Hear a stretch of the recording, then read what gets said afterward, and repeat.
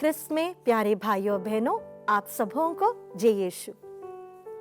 पुरानी विधान में हम योब की पुस्तक में एक डायलॉग रीड करते हैं जो योब प्रभु से कहता है। आइए वह वचन रीड करें। योब का ग्रंथ अध्याय 9 पद संख्या 33। हम दोनों का तो कोई मध्यस्थ नहीं जो हम दोनों के बीच न्याय करे।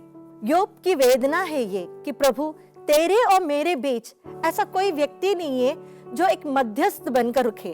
और इसका जवाब हमें मिलता है पुरानी विधान में नहीं बल्कि नए विधान में, जहां पर रोमियो के नाम पत्र अध्याय 8 पद संख्या 26 से 28 तक संत पौलुस हमसे कहते हैं कि पवित्र आत्मा हमारे लिए एक मध्यस्थ है, वह हमारे लिए प्रार्थना करता है। और इब्रानियों के नाम लिखे पत्र अध्याय 7 पद संख्या 25 में हम पढ़ते हैं कि प्रभु यीशु ही हमारे और ईश्वर के बीच में एक मध्यस्थ है। वही है जो हमारे लिए हमेशा प्रार्थना करते रहेंगे।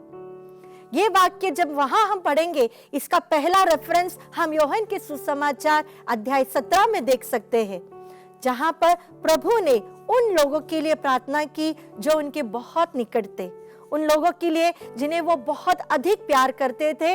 और उनके क्रूस मरण के द्वारा वे उन्हें छोड़कर पिता के पास जब वापस लौट आएंगे तो उन बच्चों को, उन शिष्यों को संभाल के रखे, इसके लिए उन्होंने प्रार्थना की। ये एक बहुत लंबी प्रार्थना है प्रभु की और इसमें बहुत गहरा अर्थ है। आइए आज इस प्रार्थना को हम एक बार समझने की कोशिश करें। इस प्रार्थना को हम 3 भाग में ले सकते हैं, 3 इंटेंशंस जैसे। और पहला इंटेंशन हम देख सकते हैं संत यूहन्ना के सुसमाचार अध्याय 17 पद संख्या 11 में। आइए वह वाक्य हम पढ़े।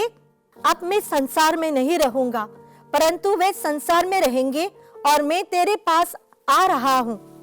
परम पावन पिता, तूने जिन्हें मुझे सौंपा है उन्हें अपने नाम के सामर्थ्य से सुरक्षित रख, जिससे वे हमारी ही तरह एक बने रहे। प्रभु ने प्रार्थना की कि पिता, मेरे ये सारे शिष्य और जो आने वाले हैं वे भी हम जैसे एक है वैसे वे भी एक रहे।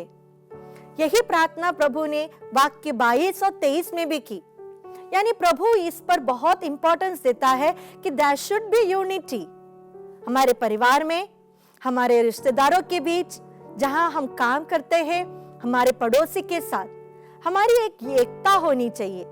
ये एकता सिर्फ नाम के लिए नहीं, जैसे पिता, पुत्र और पवित्र आत्मा एक है मन से, उनकी इच्छा से, उनके सभी कार्यों में वे एक है, उसी प्रकार हम भी हमारे परिवार में जो भी रहते हैं उनके साथ मन से एक होनी चाहिए। पति पत्नी, बच्चे आपस में, अपने माता पिता के साथ, ये सब एक होने चाहिए।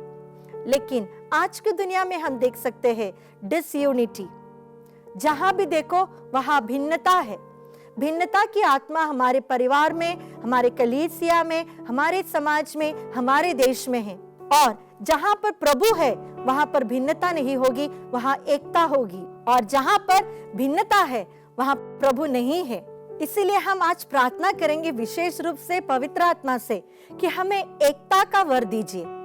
अगर हमारे परिवार में कहीं भिन्नता है, कहीं दरारें आई है रिश्तों में, तो आज विशेष रूप से हम प्रार्थना करें कि प्यारे प्रभु हमें आशीष दीजिए कि हमारे मन में जितने भी गिले शिकवे हैं इसे हटाकर हम मन से एक हो जाए। क्योंकि प्रभु खुद कहते हैं एक मन होकर जो भी तुम मांगो वो तुम्हें दिया जाएगा। तो प्रभु ने यूनिटी के लिए इतना इंपॉर्टेंस दिया है। दूसरा इंटेंशन हम पढ़ते हैं संत यूहन्ना के सुसमाचार अध्याय 17 में ही। प्रभु का दूसरा इंटेंशन हम पढ़ते हैं वही अध्याय में वाक्य 15 में। आइए वह वाक्य हम पढ़े। मैं यह नहीं मांगता कि तू उन्हें संसार से उठा ले, बल्कि यह कि तू उन्हें बुराई से बचा। प्रभु जानते हैं कि उनके प्रियजन जो इस संसार में हैं, उन्हें बहुत सारे प्रलोभन का सामना करना पड़ेगा। उन्होंने ऐसा प्रार्थना नहीं की कि इन सबको इस दुनिया से उठा ले। उन्होंने ऐसी प्रार्थना नहीं की कि इन्हें हमेशा एक प्रोटेक्शन लेवल में रखे। उन्होंने यह कहा कि जब ये सामना करेंगे तो उन्हें बचा के रखना। प्रभु खुद प्रलोभन से गुजरे हैं, वे जानते हैं इससे हमारे लिए कितनी तकलीफ होती है। जब 40 दिन उपवास के बाद शैतान उनके सामने आया तो प्रभु ने शैतान को हरा दिया था।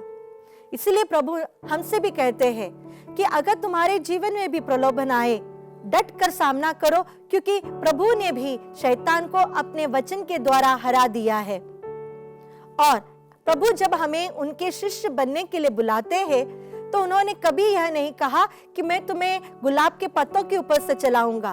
उन्होंने कभी यह नहीं कहा कि मैं दुनिया की सारी खुशियां तुम्हें दे दूंगा। हमारे जीवन में दुख जरूर होगा, हमारे जीवन में कष्ट जरूर आएंगे, हमारे जीवन में बीमारियां जरूर आएंगे, हमारे जीवन में बहुत सारी कमजोरियां हमारे ही जो हम किसी और के साथ कभी शेयर नहीं करते, ये भी आएगा। लेकिन प्रभु कहते हैं तुम इसमें नहीं गिरो, क्योंकि मैंने तुम्हारे लिए पहले से ही प्रार्थना कर ली है।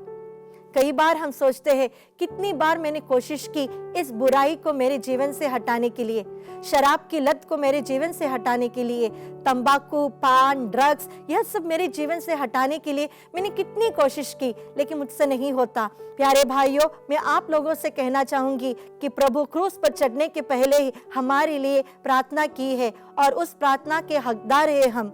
इसीलिए कोशिश करें कि प्रभु के साथ अगर हम रहेंगे तो हम बुराई से हमेशा बचे रहेंगे।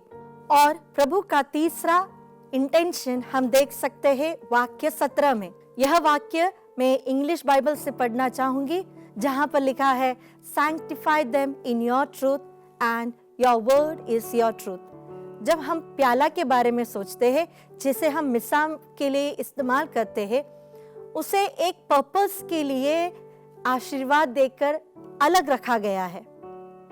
उन्हें सैंक्टिफाई किया है वो उस चीज को, क्योंकि वो एक पवित्र चीज के लिए, एक पवित्र इस्तेमाल के लिए उसका उपयोग किया जाएगा।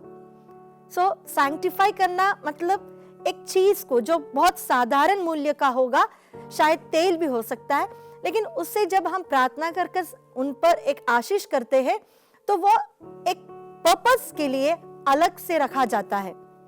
जैसे कि जो फादर स्टोल पहनते हैं, वो तो साधारण कपड़ा है, लेकिन जब उसे स्टोल के रूप में इस्तेमाल करते हैं तो फिर वो चीज को हम किसी और कार्य के लिए इस्तेमाल नहीं करते हैं, उसे सैंक्टिफाइड है वो एक पर्पस के लिए। और यीशु प्रार्थना करते हैं कि पिता इन्हें भी सैंक्टिफाई कीजिए। और सैंक्टिफाई कीजिए किस चीज से? आपके सत्य से। और सत्य क्या है? आपका वचन। यानी हर बार जब हम वचन पढ़ते हैं तो हमारे अंदर एक सैंक्टिफिकेशन होती है। हम अपने आप को एक सैंक्टिफाई करते, शुद्ध करते हैं और अपने आप को प्रभु के लिए और अधिक समर्पित करते हैं। तो प्रभु की ये 3 प्रार्थना है। एक कि हम एकता के साथ आगे बढ़े, दूसरा कि हम बुराई से बचे, और तीसरा हम प्रभु के वचन के द्वारा समर्पित किए जाए। आइए आज के दिन हम विशेष रूप से प्रभु से प्रार्थना करें कि प्यारे प्रभु जी, हमें एकता में आगे बढ़ाइए। आइए आज के दिन हम यह वचन याद करें, संत यूहन्ना के सुसमाचार अध्याय 17 पद संख्या 11b, यानी उस वाक्य का दूसरा भाग। परम पावन पिता, तूने जिन्हें मुझे सौंपा है उन्हें अपने नाम के सामर्थ्य से सुरक्षित रख, जिससे वे हमारी ही तरह एक बने रहे। प्यारे प्रभु जी, आपकी पवित्र आत्मा से हमें शुद्ध कीजिए, हमें बुराई से बचाइए और हमें एकता के साथ हमारे परिवार में, हमारे समूह में, हमारे कलीसिया में एकता के साथ आगे बढ़ने की कृपा दीजिए। प्रभु जी, आपका साथ हमेशा हमें चाहिए। आप हमारे परिवारों में, हमारे जीवन में, हमारे कलीसिया और हमारे देश में राज्य कीजिए। यही प्रार्थना हम करते हैं हमारे प्रभु यीशु ख्रिस्त के द्वारा। आमीन। पिता, पुत्र और पवित्र आत्मा के नाम पर आमीन। आप सबों को जय यीशु।